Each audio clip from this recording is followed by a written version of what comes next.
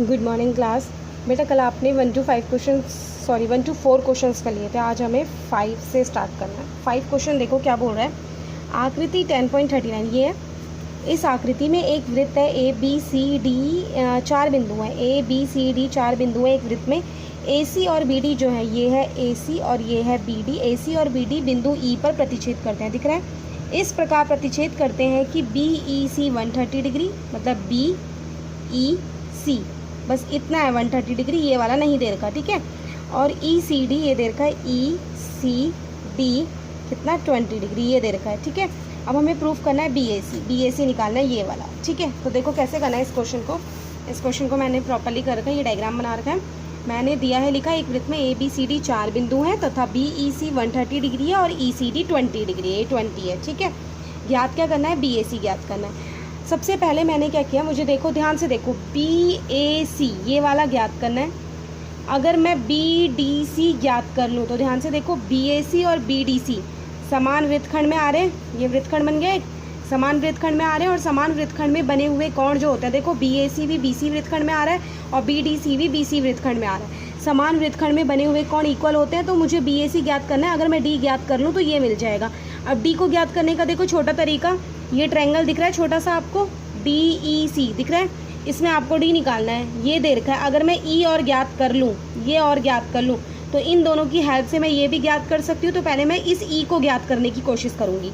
तो मैंने क्या करा, आकृति के अनुसार बी ई सी, कहाँ है बी ई सी, बी ई सी, ठीक है, प्लस डी ई सी कहाँ है, डी ई सी, इन दोनों को प्लस करा तो ये एक सरल रेखा बन गई, पूरी बन रही है ना। तो मैंने लिख दिया इन दोनों को प्लस करके 180 आएगा सरल रेखा।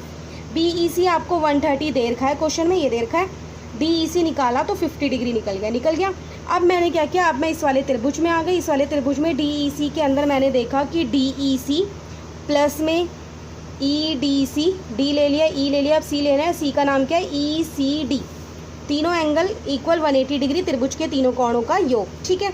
ये 50 डिग्री हमने ज्ञात किया है, देखो यहाँ ई डी सी हमें निकालना है, ई सी डी 20 हमें दे रखा था, ये दे रखा था इक्वल 180 डिग्री। मैंने रीज़न लिख दिया कि एक तो दिया था और दूसरा ज्ञात किया, ठीक है। इससे मेरा ई डी सी निकल गया 50 और 20 70 इधर माइनस में गया, 110 निकल गया।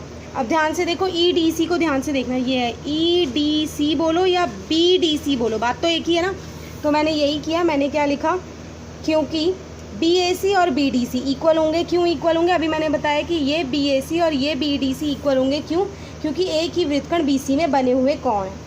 तो बी ए सी तो बी ए सी लिखा और बी डी सी की जगह 110 लिख दिया। 110 कहाँ से है, मैंने रीज़न में लिख दिया कि ई डी सी 110 है, तो बी डी सी भी क्या होगा, 110 होगा। देख लो दोबारा, ई डी सी बोलो या बी डी सी बोलो, बात एक ही है ना।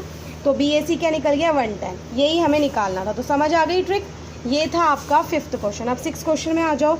ए बी सी डी एक चक्रीय चतुर्भुज है, चक्रीय चतुर्भुज जानते हो जो वृत्त के अंदर हो, ठीक है, जिसके विकर्ण एक बिंदु ई पर प्रतिच्छेद करते हैं, ठीक है ना। बिंदु ई पे इसके विकर्ण प्रतिच्छेद करते हैं। यदि पहले यहाँ तक करते हैं, बिंदु ई पर प्रतिच्छेद करते हैं, तो मैंने क्या किया, एक चक्रीय चतुर्भुज बनाया ए बी सी डी।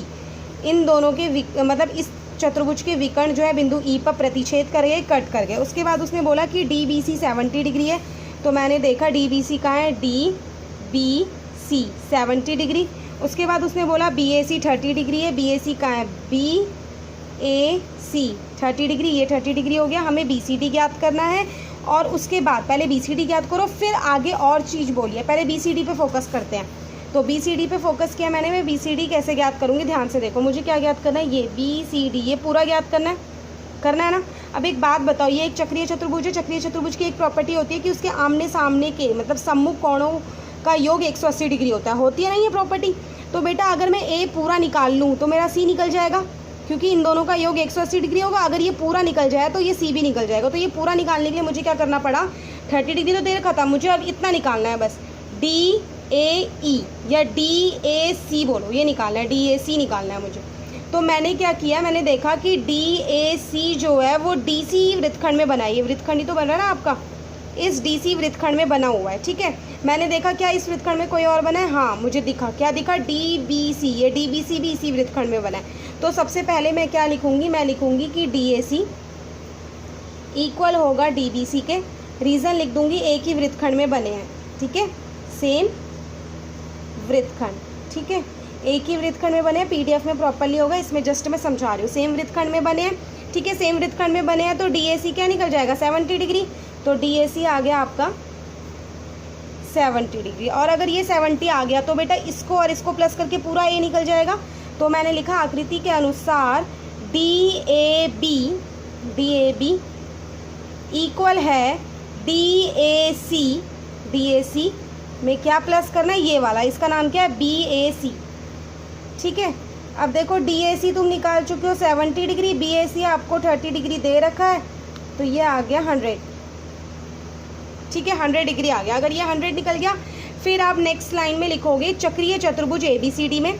चक्रीय चतुर्भुज का साइन पता है ना, सर्कल के अंदर ये बना देते हैं। चक्रीय चतुर्भुज किसमें, ABCD में। ABCD में मैंने देखा, क्या देखा कि ये और ये सम्मुख कौन है, मैंने लिखा DAB प्लस BCD, BCD निकालना था ना, BCD इक्वल 180 डिग्री। रीजन क्या आ जाएगा, सम्मुख कौन, रीजन क्या आएगा बेटा,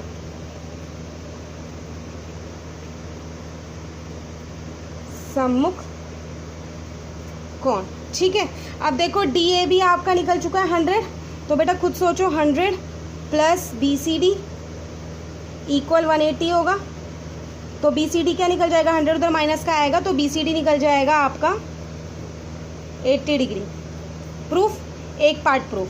सेकेंड पार्ट में वो क्या बोल रहा है, BCD निकालने के बाद पुनः यदि AB इक्वल BC हो तो ECD भी ज्ञात करो। अगर AB और BC इक्वल हो तो ECD भी ज्ञात करना है।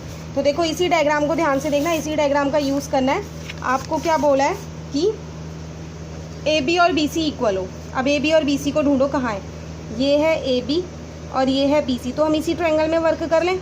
मैं इस ट्रायंगल को बना रही हूँ, ये है AB और ये है C, ये ऐसे लाइन खींची है, ठीक है, ये B है, यहाँ C है, यहाँ A है। देखो मैं प्रॉपरली इसी के जैसा बना रही हूँ, BAC। मैंने देखा A पे तो बन रहा है 30 डिग्री, ये B जो है आधे पे बन रहा है, B आधे पे बन रहा है कितना 70 डिग्री, ठीक है। नेक्स्ट ये C तो मुझे निकालना है ना,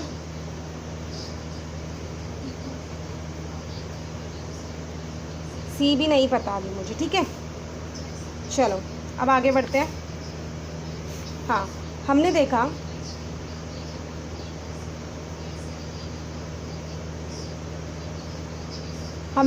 कि हमें ये दे रखा है इस त्रिभुज के अकॉर्डिंग कि AB और BC इक्वल है। तो हम सबसे पहले इस त्रिभुज में आएंगे, हम लिखेंगे कि AB इक्वल BC है। अब मैंने आपको एक बात बताई थी, अगर किसी त्रिभुज की दो भुजाएं इक्वल होती है तो उसके सामने वाले कोण भी इक्वल होते हैं। तो खुद देखो AB के सामने बन रहा है ये C और BC के सामने बन रहा है ये A, बन रहा है ना। ऐसी इसी त्रिभुज के अंदर देखोगे तो A ही तो बन रहा है। तो इसका मीनिंग AB के सामने है C और BC के सामने क्या है, ये वाला A। तो इसका मीनिंग ये जो C है ये भी कितना आ गया 30 डिग्री आ गया, C क्या आ गया 30 डिग्री। और ये C का नाम क्या है BC, और इधर देखो BC और इधर E बोलो या BCA बोलो, बात एक ही है। मैंने लिख दिया BCE, ठीक है। मेरा BCE 30 डिग्री निकल गया। अब इस वाले क्वेश्चन में अपने आ जाओ। आपने BCE निकाल लिया, आपको निकालना है ECD। बेटा ये पूरा C आप निकाल चुके थे, ये निकाला था 80 डिग्री। तो अगर मैं पूरे 80 में से इधर वाला माइनस कर दूँ तो इधर वाला निकल जाएगा ना, तो मुझे इधर वाला माइनस करना है। और इधर वाला मैं अभी निकाल चुकी हूँ, क्या निकला है 30 डिग्री। तो आप क्या करोगे, लिखोगे आकृति के अनुसार ECD इक्वल क्या होगा, पूरे BCD में से किसको माइनस कर देना, BCE को माइनस कर देना, ठीक है। तो BCD आपने निकाला था 80 और BCE आप निकाल चुके हो 30 डिग्री, तो 50 डिग्री आंसर आ गया। समझ आ गया कैसे करना है, इस चीज़ का यूज़ करना है। AB इक्वल BC है तो AB के सामने कौन सा C बन रहा है और BC के सामने कौन सा A बन रहा है उसको देख लो। A आपको पता है तो इसका मीनिंग A और C इक्वल है, तो हम रीज़न लिख सकते हैं कि BCE 30 डिग्री निकल गया। पूरे BCD में से BCE को माइनस करा, ECD आ गया। तो ये था आपका क्वेश्चन नंबर 6। अब आते हैं क्वेश्चन नंबर 7 में। क्वेश्चन नंबर 7 क्या कहता है, यदि एक चक्रीय चतुर्भुज दे रखा है इस बार भी, उसके विकर्ण उसके शीर्षों से जाने वाले वृत्त के व्यास हों। विकर्ण क्या हो, वृत्त के व्यास हों, तो सिद्ध कीजिए कि यह एक आयत है। तो देखो मैंने डायग्राम बना के रखा है ऑलरेडी, ये है ABCD, एक मैंने चतुर्भुज खींचा, चक्रीय चतुर्भुज। उसके विकर्ण जो है ये केंद्र बिंदु है, केंद्र बिंदु से जा रहे हैं उसके विकर्ण। तो हमें ये प्रूफ करना है कि ये एक आयत है। आयत के लिए सबसे मेन प्रॉपर्टी क्या होती है कि इसके सारे एंगल्स 90 डिग्री होते हैं। तो हम सारे एंगल्स 90 डिग्री प्रूफ करेंगे। कैसे करेंगे देखो बेटा, आपको ये तो पता है ना, केंद्र पे बना हुआ कोण और विदाउट केंद्र पे बना हुआ कोण क्या होता है। केंद्र पे बना हुआ कोण डबल होता है, विदाउट केंद्र में बना हुआ कोण केंद्र पे बने हुए कोण का आधा होता है। कर रहे हैं ना, हम एक्सरसाइज की शुरुआत से यही चीज़ कर रहे हैं। तो ध्यान से देखो, मुझे अगर BAD निकालना है, ऐसी BCD निकालना है और ADC भी निकालना है और ABC भी निकालना है, सारे 90 डिग्री प्रूफ करना है। 90 डिग्री कैसे प्रूफ करोगे, एक बात बताओ, ये क्या है, सरल रेखा, और सरल रेखा पे बना हुआ कोण क्या होता है, 180 डिग्री होता है। पता है ना, सरल रेखा पे बना हुआ कोण 180 डिग्री होता है। पहले मैं A को निकाल रही हूँ। मैंने देखा कि ये जो BAD है, ठीक है, ये जो BAD है, ये वाला जो कोण है, ये कौन से वृत्तखंड में बना हुआ है, ये बना है या कौन सी चाप में बना हुआ है। देखो BAD को ध्यान से देखो, ये है BAD, ये इस वाली चाप में बना है। इस चाप को मैं डार्क कर रही हूँ, इस चाप में बना है, ये बना है इस चाप में। इस चाप में और कौन सा कोण बना है, बना है BOD। ये भी तो कोण ही हो गया ना, 180 डिग्री बन रहा है, ये भी इसी चाप में बना है। तो बेटा ये दोनों कोण, एक सेंटर पे बना है, एक विदाउट सेंटर पे बना है। तो विदाउट सेंटर वाला हाफ होगा इसका। तो यही ट्रिक यूज़ करनी है। मैंने लिखा आकृति के अनुसार BAD इक्वल होगा हाफ ऑफ BOD। रीज़न लिख दिया, सेम चाप, सेम क्या चाप, एक जैसी चाप पे बने हुए कोण, सेम चाप लिख दिया। ठीक है बेटा, उसके बाद देखो BAD निकालना है। BOD क्या है आपका, BOD को ध्यान से देखो 180 डिग्री होगा। इसका भी आप रीज़न लिख दोगे क्या, सरल रेखा। रीज़न क्या आएगा, सरल रेखा। समझ आ गया। उसके बाद देखो तो BAD क्या निकल गया, काटोगे तो BAD क्या निकल गया, 90 डिग्री निकल गया। BAD 90 डिग्री साइड कर लो। A तो 90 डिग्री निकल गया। अब ये एक चक्रीय चतुर्भुज है, ये 90 है, सामने वाला चक्रीय चतुर्भुज के सम्मुख कोणों का योग 180 डिग्री होता है। तो मैं कह सकती हूँ कि BAD plus BCD equal 180 degree होगा। रीज़न, सम्मुख कोण किसके, चक्रीय चतुर्भुज के, चक्रीय चतुर्भुज के सम्मुख कोण है ये, ठीक है, इसलिए चक्रीय बना दिया। समझ आ गया। अब बेटा अगर ये 90 डिग्री है तो 90 डिग्री इधर प्लस का, दूसरी जगह जाएगा माइनस का। तो 180 में से 90 डिग्री को माइनस करोगे तो BCD भी क्या निकल जाएगा, 90 डिग्री निकल गया। देखो A भी 90 निकल गया, C भी 90 निकल गया। अब बस B और D को ढूंढना है। अब B को लेते हैं पहले। B को मैंने देखा, B जो है कौन सी चाप पे बन रहा है, ये वाला ABC कौन सी चाप पे बन रहा है, ये बन रहा है इधर वाली चाप पे। ये देखो इधर वाली चाप पे बन रहा है, ये ADC में बन रहा है, ये B वाला किस में बन रहा है, ADC में बन रहा है। और इस ADC में और कौन सा बन रहा है, AOC बन रहा है। AOC में भी क्या है, 90 डिग्री, ये 180 डिग्री दिख रहा है सरल रेखा। तो मैंने सेम यही ट्रिक यहाँ पे यूज़ करी। इसके बाद मैंने क्या करा कि ABC, ये है ABC इक्वल क्या होगा, हाफ ऑफ AOC। रीज़न यही आ जाएगा क्या, सेम चाप। ठीक है, तो मेरा ABC क्या निकल जाएगा, 1/2। AOC आपका 180 डिग्री, रीज़न है सरल रेखा। ठीक है, तो ये भी आपका क्या निकल गया, 90 डिग्री निकल गया। अगर B भी 90 डिग्री निकल गया तो सम्मुख कोणों का योग 180 डिग्री होता है। तो DB क्या निकल जाएगा, 90 डिग्री। तो DB कैसे निकल जाएगा, ADC भी क्या निकल जाएगा, 90 डिग्री। अब ध्यान से देखो, A भी 90 डिग्री निकल गया, C भी 90 डिग्री निकल गया, B भी 90 डिग्री निकल गया, D भी 90 डिग्री, चारों कोण 90 डिग्री है। तो मैं कह सकती हूँ कि ABCD एक आयत है। यही तो प्रूफ करना था, हो गया प्रूफ। अब आ जाओ 8th क्वेश्चन में। 8th क्वेश्चन क्या कहता है, यदि एक समलंब की असमांतर भुजाएं बराबर हो, असमांतर भुजाएं बराबर हो जो समांतर नहीं है, तो सिद्ध कीजिए कि वह चक्रीय है। चक्रीय चतुर्भुज प्रूफ करना है। चक्रीय चतुर्भुज प्रूफ करने के लिए क्या करना होगा, या तो चारों बिंदु को, मतलब ABCD चारों बिंदु को वृत्त पे स्थित दिखाओ, या फिर एक दूसरा तरीका है कि चक्रीय चतुर्भुज कब प्रूफ होता है, यदि किसी चतुर्भुज के सम्मुख कोणों का योग 180 डिग्री होता है तो हम कहते हैं कि वो चतुर्भुज चक्रीय चतुर्भुज है। तो हम 180 डिग्री वाला प्रूफ करेंगे। तो मैंने ना एक समलंब बनाया, समलंब ऐसे ही बनता है। रचना करी मैंने कि बिंदु A से, अब एक बार बताओ असमांतर भुजाएं कौन सी है इसमें, समांतर तो ये है AB और CD, जो आमने सामने होती है मतलब ये समांतर है। क्यों है समांतर, क्योंकि इनको कितना भी आगे बढ़ा लो ये कट नहीं होंगी। बट ये AD और BC टेढ़ी जा रही है तो इन्हें आगे बढ़ा के कट हो जाएंगी। तो असमांतर ये है AD और BC, और ये दोनों आपस में इक्वल है, उन्होंने बोला था। ठीक है। आगे देखो बेटा, पहले मैंने क्या किया, एक रचना करी, बिंदु ए से AM लंब खींचा DC पे, ऐसी बिंदु B से भी लंब खींचा BN DC पे, ठीक है। लंब का मीनिंग 90 डिग्री खींचा है। चलो ठीक है, समझ आ गया। और ये दोनों लाइनें समांतर हैं, ये भी याद रखना।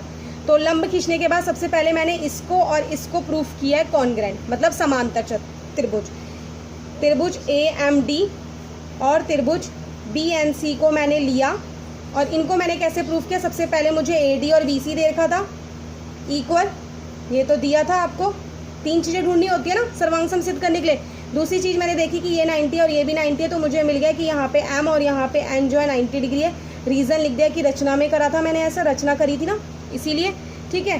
थर्ड चीज़ मेरे को ये मिली कि AM और BN इक्वल होगा। क्यों इक्वल होगा?